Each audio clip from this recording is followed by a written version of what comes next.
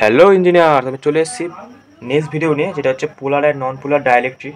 বা পোলার মানে বলেছিলাম যে এটা প্লাস মাইনাস ডেভেলপ করবে, আর নন পোলার মানে সেরকম কিছু ডেভেলপ করবে না, আর মোটামুটি একটা ডিস্টেন্সে ডেভেলপ করবে প্লাস মাইনাস। আর পোলারে সবসময় হচ্ছে দুটো অ্যাটম আলাদা হবে, মানে সেম সেম হবে না। তো পোলার মলিকুলে যদি আমি HCl এর কথাই বলি, তো এইচ আর Cl আমরা এরকম জানি তৈরি হয় একটা একটা করে ইলেকট্রন দিল, এরও দুটো হয়ে গেল, এরও অষ্টক পূর্ণ হয়ে গেল। কিন্তু Cl হচ্ছে এইচের থেকে বেশি ইলেকট্রোনেগেটিভ, মানে নিজের দিকে টানা ক্ষমতা বেশি। এবার এখানে তো মাঝে ইলেকট্রনটা, মানে এই দুটো ইলেকট্রনের ওপর এরও অধিকার আছে, এরও অধিকার আছে। কিন্তু এ যেহেতু বেশি ইলেকট্রোনেগেটিভ, মানে নিজের দিকে টানা ক্ষমতা বেশি, এ চাইছে দুটো ইলেকট্রনই আমার কাছে থাকুক, ফলে নিজের দিকে টেনে নেবে। এবার যখনই ইলেকট্রনগুলো এর দিকে টেনে নেবে, তার মানে কি এখানে একটা ভ্যাকেন্সি তৈরি হবে, মানে জিনিসটা এরকম তৈরি হয়ে যাবে। ইলেকট্রনগুলো এদিকে টেনে নিল, এর মাথায় একটা পার্শিয়াল নেগেটিভ চার্জ ডেভেলপ করলো, মানে এক্সট্রা ইলেকট্রন, আর এর মাথাতে এটা ডেভেলপ করলো, মানে ইলেকট্রন ভ্যাকেন্সি। এবার আমি কি বলেছি, যখনই কোনো কম্পাউন্ডের ভেতরে এরকম ডেভেলপ করবে প্লাস মাইনাস একটু ডিস্টেন্সে, তখনই সেটাকে আমরা বলবো পোলার।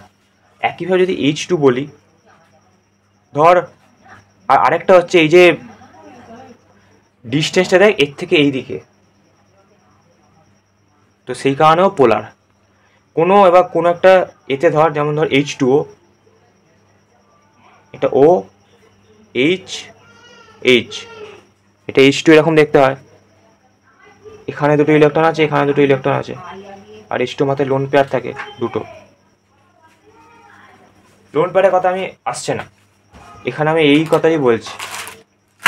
এখানে দেখ H আর O আছে, O বেশি ইলেকট্রোনেগেটিভ, সেই কারণে কি হয়েছে, এইটা এইদিকে, এইটা এইদিকে, সেই কারণে ওদের মধ্যে একটা একইভাবে দেখ, যদি H2 ওর কথা বলি, ও এইচের থেকে বেশি ইলেকট্রোনেগেটিভ, তাহলে ও নিজের দিকে টানছে টানছে, এখানে এই ও নিজের দিকে টানছে, তাহলে দেখ টানার যে ডিরেকশান দুজনের ক্ষেত্রেই সেম। তাহলে এই ক্ষেত্রেও মাঝের যেটা সেটাতে বেশি ডেভেলপ করবে, এখানে এইচের ক্ষেত্রে এটা ডেভেলপ করবে, ও এর ক্ষেত্রে এটা ডেভেলপ করবে, আর এর ক্ষেত্রে এটা ডেভেলপ করবে।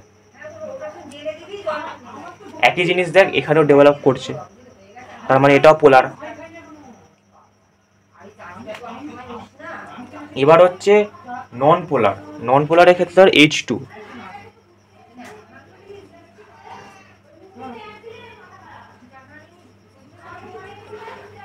H2 হলো।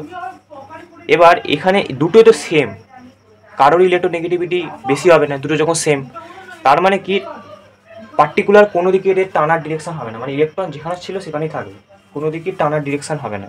সে কারণে যদি ইলেকট্রন কেউ কারোর দিকে নাই টানে, তাহলে পার্শিয়াল নেগেটিভ চার্জও ডেভেলপ হবে না, পার্শিয়াল পজিটিভ চার্জও ডেভেলপ হবে না, কারণ পার্শিয়াল নেগেটিভ চার্জ হচ্ছে একটু বেশি ইলেকট্রন, আর পার্শিয়াল পজিটিভ মানে একটু কম ইলেকট্রন। এবার আমরা দেখে নেবো যে নন পোলার আর পোলার ইলেকট্রিককে ইলেকট্রিক ফিল্ডে রাখলে কীরকম দেখতে হয়। নন পোলার এরকমভাবে রিপ্রেজেন্ট করা হয়, প্লাস মাইনাসগুলো গায়ে গায়ে, কারণ ওদের মধ্যে কোনো ডিস্টেন্স থাকে না, কারণ দুটো ইলেকট্রনের ডিস্টেন্স এইচের থেকেও যা, এইচের থেকেও তাই, সেই কারণে ডিস্টেন্সে কোনো পার্থক্য থাকে না, মানে খুব গায়ে গায়ে থাকে। তাহলে এদের কোনো ডাইপোল মোমেন্ট নেই, গায়ে গায়ে থাকলে তো ডাইপোল মোমেন্ট থাকবে না, মিনিমাম একটা ডিস্টেন্স থাকতে হয়। আর E0 হচ্ছে 0 হবে, কারণ কোনো ইলেকট্রিক ফিল্ডে অ্যাপ্লাই করিনি। এবার যখন ইলেকট্রিক ফিল্ড অ্যাপ্লাই করছি, এদিকে প্লাস ডিরেকশান, এদিকে মাইনাস ডিরেকশান, তাহলে প্লাসের দিকে মাইনাসগুলো সজ্জিত হয়ে যাবে, আর মাইনাসের দিকে প্লাসগুলো সজ্জিত হয়ে যাবে। এবার যদি আমি ছবিটার দিকে ভালো করে লক্ষ্য করি, দেখ প্লাস মাইনাস ওপরের দিকে আছে, যদি তুই এটাকে পেন ধরিস, পেনটাকে যদি এরকম করে দিস, দেখ এই প্লাস মাইনাসটা ঘুরে এদিকে চলে আসবে। এইভাবেই সবগুলো একটা অর্ডারে সজ্জিত হয়ে গেছে। এবার যখন একটা অর্ডারে সজ্জিত হয়েছে, একটা মাইনাস প্লাস একটা ডাইপোল ডেভেলপ করে গেছে, তার মানে আর ডাইপোল মোমেন্ট 0 নেই, নট ইকাল টু 0। আর E0ও নট ইকাল টু 0 কেন? কারণ আমরা ইলেকট্রিক ফিল্ডে অ্যাপ্লাই করেছি।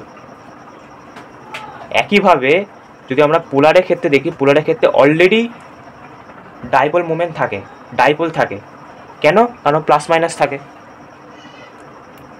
মিনিমাম ডিস্টেন্সে, সেই কারণে অলরেডি ডাইপোল থাকে, কিন্তু ডাইপোলগুলো উল্টো পাল্টা অর্ডারে থাকে, মানে এরকম লাইন বাই লাইন সুন্দরভাবে থাকে না। কোনোটা এরকম হেলে আছে, কোনোটা এদিকে হেলে আছে, এরকমভাবে থাকে। এদের ইন্ডিভিজুয়াল ডাইপোল থাকে কিন্তু পুরো সিস্টেমের ডাইপোল মোমেন্ট জিরো হয়ে যায়, আর উল্টো পাল্টা অর্ডারে থাকে বলে। একটা দুটো জিনিস যদি এখন সুন্দরভাবে সজ্জিত না হয়, এদের মধ্যে ডিস্টেন্স তুই পাবি কী করে? সেই কারণে উল্টো পাল্টাভাবে থাকলে তো সিস্টেমের ডাইপোল মোমেন্ট কিছু পাওয়া যাবে না। ওই কারণে P net zero, E not zero. কেন? কারণ এই কোনো এক্সটার্নাল ইলেকট্রিক ফিল্ড অ্যাপ্লাই করা হয়নি। কিন্তু যখন ইলেকট্রিক ফিল্ডটা অ্যাপ্লাই করা হলো, তখন এই ডাইপোলগুলো সুন্দরভাবে সজ্জিত হয়ে গেল। দেখ, এবার একটা ডাইপোল মোমেন্ট ডেভেলপ করেছে সিস্টেমে, সেখানে পি নেট জিরো, পি নেটটা হচ্ছে ডাবল মোমেন্ট জিরো, আর E not equal to zero. কেন? ইলেকট্রিক ফিল্ড অ্যাপ্লাই করা হয়েছে বলে নট ইকাল টু জিরো, আর P net not equal to zero করো, ডাবল মোমেন্ট ডেভেলপ করেছে বলে নট ইকাল টু জিরো। এবার কথা হচ্ছে, দুটোর ক্ষেত্রেই তো আমি নট ইকাল টু জিরো লিখছি, তাহলে আলাদা কী হচ্ছে নন পোলার পোলারের মধ্যে? আলাদা এটাই যেটা হচ্ছে। আর হ্যাঁ, আরেকটা কথা, এই যে ভেতরে এই যে সিস্টেমটা যদি আমি দেখি, দেখ এখানে প্লাস মাইনাস একে অপরকে নিউট্রালাইজ করে দিচ্ছে। তার মানে এদিকে মাইনাস থাকছে সারফেসে, এদিকে প্লাস থাকছে। তার মানে কি, প্লাস থেকে মাইনাসের দিকে একটা ইন্টারনাল ডেভেলপ হবে ইলেকট্রিক ফিল্ডে, সেটা হচ্ছে ই ড্যাশ। তাহলে আলটিমেট এই সিস্টেমের ইলেকট্রিক ফিল্ড কত হবে, অ্যাজ ওয়েল অ্যাজ পোলারেও, E equal to E not minus E dash. এটা বোথ এটা হলো। এবার কথা হচ্ছে, এর ক্ষেত্রে নট ইকাল টু জিরো, এর ক্ষেত্রে নট ইকাল টু জিরো। তাহলে আলাদাটা কোথায়? এর প্রথমে ডাইপোল মোমেন্ট ছিল না, ডাইপোলও ছিল না। ইলেকট্রিক ফিল্ড রাখার পর ডাইপোল তৈরি হয়েছে, ডাইপোল মোমেন্ট ডেভেলপ করেছে। কিন্তু এর অলরেডি প্রথম থেকে ডাইপোল ছিল, ডাইপোল মোমেন্টও ছিল, কিন্তু সেটা হ্যাপাজার্ড ওয়েতে ছিল, কিন্তু একটা ম্যাগনিটিউড ছিল, সেটা ঠিকঠাক অর্ডারে চলে এসছে। তার মানে কি বোঝাচ্ছে, কিছু নেই, তারপর কিছু একটা তৈরি হয়েছে, আর অলরেডি ছিল, তারপর সুন্দরভাবে তৈরি হয়েছে। তাহলে স্ট্রেংথ কার বেশি? অবভিয়াসলি পোলারে। কারণ পোলারের তো পোলারের সিস্টেমে ডাইপোল মোমেন্ট জিরো ছিল, কিন্তু ভেতরে তো ডাইপোল ছিল, তার ম্যাগনিটিউডও ছিল, সেটা উল্টো পাল্টা অর্ডারে ছিল। ধর 1 2 3 4 5 6 উল্টো পাল্টা অর্ডারে ঘোরাঘুরি করছে, মানে একটা বক্সের মধ্যে 1 2 3 4 5 6 খালি এদিক ওদিক রোটেট করছে।